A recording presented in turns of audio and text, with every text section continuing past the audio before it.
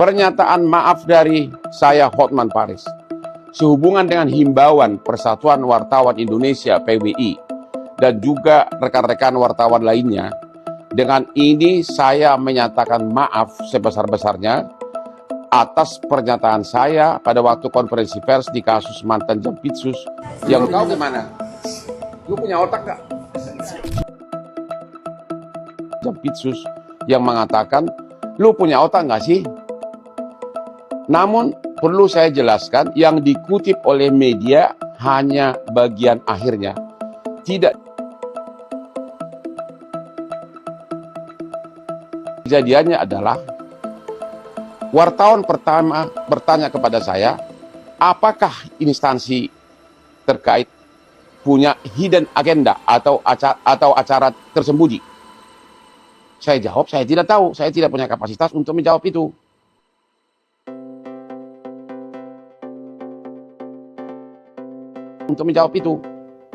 Belum selesai saya jawab, tiba-tiba wartawan kedua bertanya, apakah instansi tersebut melakukan kekeliruan?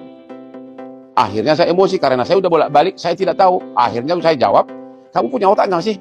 Maksudnya, saya udah jawab tadi, saya tidak tahu. Saya tidak tahu. Sebabnya saya tidak mungkin untuk menjawab apa hidden agenda dari suatu institusi penegak hukum. Itu kira-kira kejadian sebenarnya.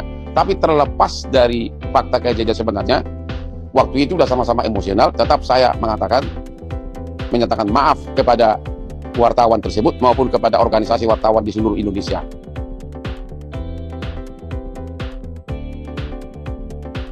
Selamat datang kembali di Media Mantul. Publik kembali dibuat heboh setelah momen Hotman Paris yang sempat meluapkan emosinya kepada wartawan menjadi perbincangan luas di media sosial. Namun, perkembangan terbaru justru mengejutkan banyak orang. Hotman Paris kini menyampaikan permintaan maaf dan memberikan penjelasan atas kejadian tersebut. Apa sebenarnya yang terjadi? Mengapa situasinya bisa berubah? Simak sampai akhir karena ada beberapa fakta penting yang perlu diketahui. Peristiwa ini bermula ketika interaksi antara Hotman Paris dan sejumlah wartawan menjadi sorotan publik. Potongan video yang beredar di media sosial memunculkan berbagai reaksi. Ada yang menilai respons Hotman terlalu keras, sementara yang lain berpendapat situasi saat itu memang sedang penuh tekanan. Tak lama setelah kejadian tersebut ramai dibicarakan, perhatian publik beralih pada langkah berikutnya yang diambil oleh Hotman Paris.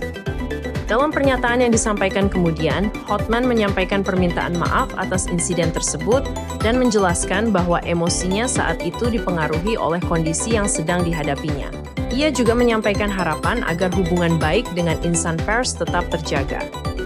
Permintaan maaf itu memunculkan beragam tanggapan. Sebagian warganet mengapresiasi kesediaannya mengakui bahwa situasi tersebut tidak ideal. Sebagian lainnya masih memperdebatkan bagaimana seharusnya tokoh publik bersikap ketika menghadapi pertanyaan dari media.